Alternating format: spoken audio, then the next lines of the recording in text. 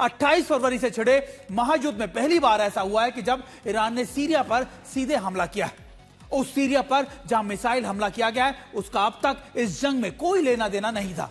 Iran की सरकारी emergency या सरकार की जो समाचार एजेंसी है तस्नीम न्यूज ने इस्लामिक रिवॉल्यूशनरी गार्ड्स IRGC ने सीरिया के अल तनफ में सैन्य ठिकानों पर बने स्पेशल ऑपरेशन कमांड सेंटर को निशाना बनाया और यह हमला एकाएक किया गया। IRGC के आधिकारिक बयान में कहा गया कि हमला ईरान के सिस्तान और बलूचिस्तान प्रांत में बमबारी को लेकर सेना की कार्रवाई है और अमेरिकी मिसाइल हमलों का सीधा बदला भी है। उस अमेरिकी हमले में ईरान की 388वीं ईरान शहर ब्रिगेड के 7 ईरानी सैनिक मारे गए थे और अब ईरान ने दावा किया है कि उसने भी अमेरिका सेना के स्पेशल ऑपरेशन कमांड सेंटर को सीधे निशाना बनाया। यहां मौजूद एक महत्वपूर्ण रडार सिस्टम्स को भी पूरी तरीके से तबाह कर दिया गया। अमेरिकी विशेष अभियानों के इस्तेमाल होने वाले कई हेलीकॉप्टरों को भी मलबे में तब्दील कर दिया गया है। ईरान का दावा है कि इस हमले में कई अमेरिकी सैनिक हताहत और घायल भी हुए। इस खबर का एक चौंकाने वाला पहलू यह भी है कि अमेरिकी सेंट्रल कमांड यानी सेंटकॉम ने आधिकारिक तौर पर इसकी घोषणा की थी कि फरवरी 2026 में ही अमेरिका ने अल तनफ बेस में अपने सैनिकों को पूरी तरीके से वापस बुला लिया था और अब इस बेस पर नियंत्रण सीरिया के अधिकारियों को सौंप दिया गया था। वहीं अमेरिकी रक्षा मंत्रालय, पेंटागन और वर्तमान सीरिया सरकार ने इस हमले को लेकर अभी तक कोई आधिकारिक टिप्पणी या बयान नहीं दिया है।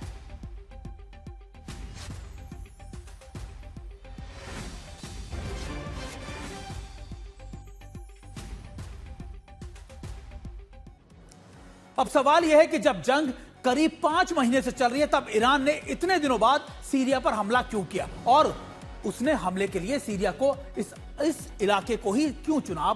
सबसे पहले मैं आपको बड़ी वॉल पे दिखाता हूं कि आखिरकार ईरान से इस बेस की दूरी कहां पर और आखिरकार इस बेस को टारगेट करने के पीछे का मकसद क्या है। दरअसल यह है ईरान और अगर आप देखें यहां पर यानी इराक बीच में और फिर सीरिया का इलाका आता है, इराक और सीरिया, और अगर आप देखें तो यह है इजराइल का इलाका। दरअसल ये इजराइल के इलाके के पास यानी जो साउथ ऑफ सीरिया पड़ता है उसी के बेहद करीब ये इलाका है अल तनफ। इसका एक और इंपॉर्टेंट एस्पेक्ट ये भी है कि अगर आप देखें जो अल बेका या फिर आप कह सकते हैं कि जो बेका वैली का इलाका है सीरिया का, वो वहां से अमेरिका इसको मॉनिटर करता था और यहां पर अमेरिका की मौजूदगी हमेशा से रही। हालांकि अमेरिका ने यह भी दावा किया कि जब साउथ सीरिया के इलाकों में इजराइल की फोर्सेस आ गई तब उसने इस बेसिस पे से अपनी डेवलपमेंट अपनी डिप्लॉयमेंट को बहुत हद तक कम कर दिया था। लेकिन अब ईरान ने करीबन इतनी दूर जाकर यहां से सीधे सीरिया के इस बेस पर अटैक किया है। इससे पहले इरबिल पर भी अटैक किया गया था और आप माने तो ये वो रूट था जिसका इस्तेमाल अक्सर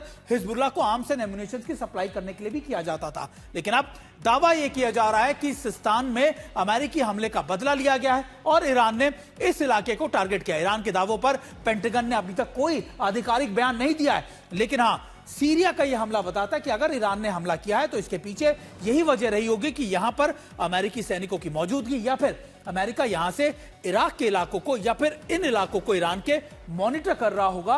इसी वजह से ईरान ने इस इलाके को चुना। इससे पहले भी इरबिल में भी कई जगहों पर इस तरीके के अटैक हमने देखे जहां पर ईरान ने सीधे तौर पर अमेरिकी सैनिकों की मौजूदगी में वहां पर अटैक किए। यानी आप मान के चलिए कि अब पूरी तरीके से इस इलाकों को टारगेट किया जा रहा है ताकि कम से कम ईरान अब ये बता सके कि वो पीछे नहीं हटा है। और इस बात से ईरान बौखला गया है क्योंकि वो लेबनान में इजराइल से लड़ रहे हिजबुल्लाह के लिए हथियारों की खेप लगातार भेजने की कोशिश करता रहा है। लेकिन अब तक ईरान से इराक होते हुए सीरिया के रास्ते हिजबुल्लाह को ये आर्म्स एंड एम्युनिशन की सप्लाई की जाती थी। आपको याद होगा कि साउथ सीरिया के कई इलाकों पर इजरायली फोर्सेज आकर बैठ गई थी और उसके पीछे का मकसद भी ये था कि वो उस रसद की लाइनों को, उस लॉजिस्टिक लाइनों को काटना चाहती है जो हिजबुल्लाह के लिए ईरान, इराक और सीरिया के माध्यम से लेबनान में पहुंचा रहा था। और इसी वजह से इस जगहों पर अटैक किए गए। खाली तेल टैंकरों में छिपाए गए ड्रोन, मिसाइल और इन हमलों को लेकर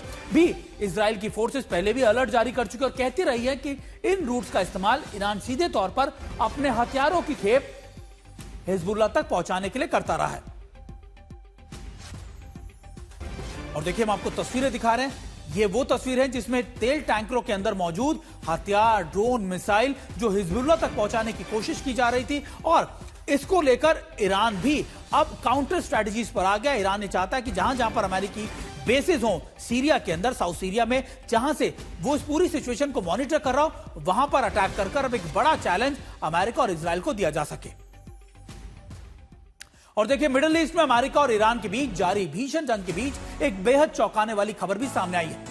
इराक के कुर्दिश क्षेत्र में स्थित इरबिल में भी आ रही है, जहां पर रिपोर्ट्स के मुताबिक अमेरिका के सबसे आधुनिक और बेहद महंगे anti missile systems, defence systems patriot को भी भारी नुकसान पहुंचा है। सोशल मीडिया और लगातार वॉर मॉनिटरिंग को हैंडल्स इस बात का दावा कर रहे हैं कि यह सिस्टम एक हमले में नष्ट हो गया है। सैटेलाइट तस्वीरों में भी एरबिल के पास हुए सैन्य ठिकानों पर बड़े नुकसान की बात सामने आई है। सैटेलाइट डेटा के विश्लेषण में एक विशेष स्पॉट को हाईलाइट किया गया, जहां पर 14 जुलाई को पेट्रियट सिस्टम की डिप्लॉयमेंट, उसके स्ट्रक्चर को नजर आता है, लेकिन 16 जुलाई की तस्वीर वहां दिखाती है कि वहां पर कैसे भारी डैमेजेस हुए, हेवी डैमेजेस, और ढांचा पूरी तरीके से गायब नजर आता है। दरअसल मैं जैसा आपको पहले भी बता रहा था कि सीरिया के साथ साथ इरबिल पर भी अटैक करने के पीछे का मकसद ईरान का स्पष्ट था कि यहां पर अमेरिका के मौजूद एयर डिफेंस सिस्टम्स को ज्यादा से ज्यादा नुकसान पहुंचाया जा सके, क्योंकि यहां पर अगर यहीं से लगातार अमेरिका जो है अपने कई एयर स्ट्राइक्स को, अपने एयर ऑपरेशंस को मॉनिटर भी कर रहा है।